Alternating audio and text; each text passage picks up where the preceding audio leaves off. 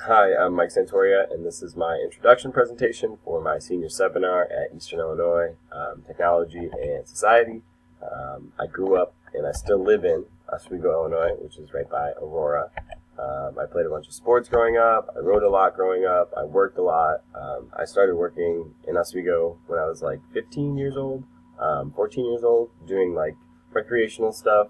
I've been involved with the community now for about 8 years, and through that I've met tons of people, families, moms, dads, kids. I've met a large amount of people, which has helped me in my later years, still living here, work at the public local golf course, work in the restaurant there, bartend, nothing too special. I get to play golf for free though, which is super fun, but unfortunate if you have a summer course, you have to balance your time when all you really want to do is play golf.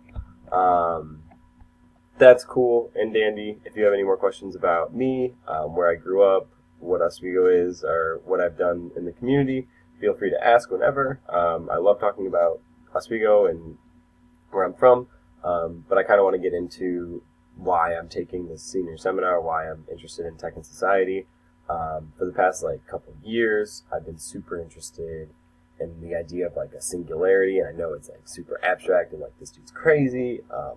I totally get that. Don't worry. But I've been obsessed with the idea that science, technology and science are trying to wire a human's brain to a machine, right? They want to create a simulation of the human brain, which would take engineering, reverse engineering, building from scratch, bit by bit, atom by atom, what we know as our human brain and everything that we know our human brain does for us. They want to do it and put it in a robot, not technically just plop it in there, but wire a human brain to a machine. And that's where we get Sophia right now. She's just a little baby robot, and she knows so much though. She's artificial intelligence is very real and very here already. Sophia has citizenship, and I forget which Middle Eastern country, but she is considered to have human rights. And that is another reason why I thought taking this course would be interesting. I wonder how society will adapt to robots getting human rights if, in fact, they do act and behave and can't be detected as non-human from the normal eye. The reason why all of this is interesting and why I think that the singularity is prevalent is because of the advancements that we've had in technology already in our lifetime, right? In the past 40 years, Elon Musk loves giving this example, the guy who owns SpaceX and the Boring Company, and Elon Musk.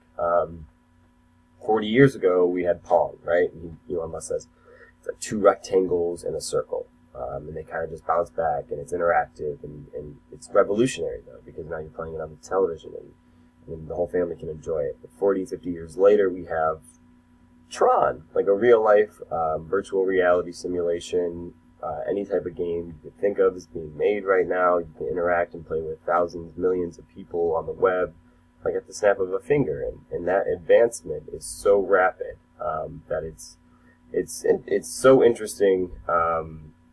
That's the reason why I'm kind of taking this course, but it's ineffable, right? It's that's why I was at a loss of words trying to explain it just then, because it's something you can't really explain of how quick this disruption was, this clean disruption of technology was, think about dial-up internet compared to how fast artificial intelligence learns on its own right now. And artificial intelligence, all the bugs and chips in your smartphones that have it, and TVs are starting to get artificial intelligence. They all learn from each other, and to me, that's ineffable. I can't really explain what else has changed so quickly, and so in such a big manner.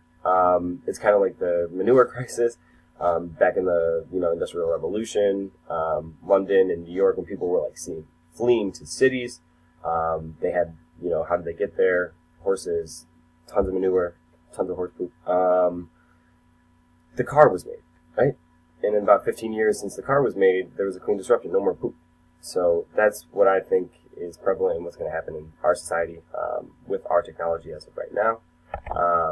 And what I'm interested most in is how it'll adapt, and society will adapt to the clean disruption. I'm interested in how the companies will work, if the government will be too big to fail anymore, if our currency changes, if we go to Bitcoin, if we go to blockchain.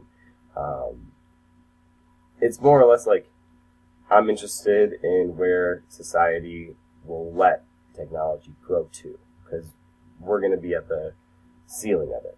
Humans will cap out, and I think the robots won't.